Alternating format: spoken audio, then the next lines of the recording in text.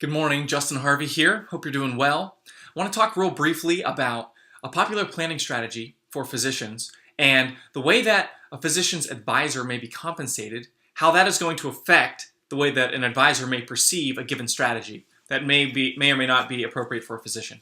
And in order to illustrate this, I want to do a quick case study here. So imagine this. We have a physician who's wrapping up a 5-year tenure in an academic center. They've got a 403B. They've diligently contributed to this 403B over 5 years. And at the end of that time, they've got a $100,000 balance. So this is our first scenario, $100,000 in a 403B. This physician calls up their advisor and says, "Hey, advisor, I'm getting ready to change jobs. What do you think I should do with this money?" This advisor, who is billing on AUM, that's assets under management, that means this advisor is getting paid based on how much money they manage of the physicians. They're going to give this advice. Hey, let's take that 403B and roll it over into an IRA. The reason that an advisor may be predisposed to recommend this is because this is the only way that an advisor who gets paid on AUM is going to be able to get compensated in this situation. The result is this. The advisor is going to be able to bill 1.5% on these assets, which is fine. The advisor needs to get paid, and I'm not against that, obviously. But this may be closing the door to a popular strategy called a backdoor Roth contribution. You're probably familiar with this, but the way that it works is you're able to, as a physician who's a high earner, if your income phases out your ability to contribute to a Roth IRA. You can't just contribute to a Roth directly, but you can contribute to a traditional IRA with a non-deductible contribution and then convert those assets into Roth assets.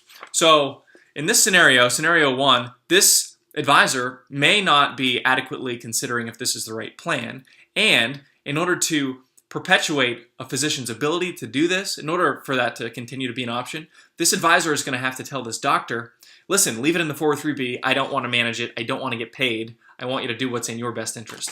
A good AUM advisor is going to give that advice, but they are incented in the opposite direction.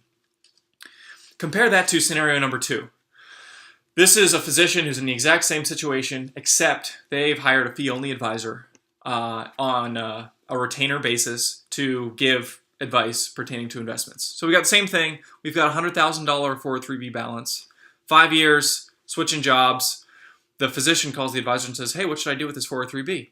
The advisor, if they're really good, in this context, is going to say, well, let's either leave it in that 403B or roll it into the new 403B plan with the new employer.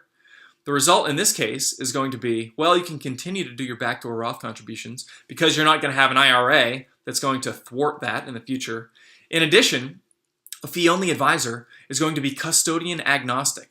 What that means is it doesn't matter where the assets are. If you're being compensated in a flat fee or in a subscription, then a fee-only advisor compensated in that way is not going to have to say no to compensation in order to give the right advice. Their interests in this context are going to be already aligned. I hope this is helpful. Think about the way your advisor is getting compensated.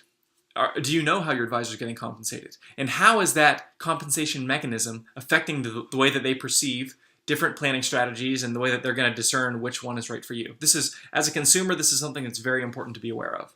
So thanks for taking the time to watch this video. Hope you have a great day.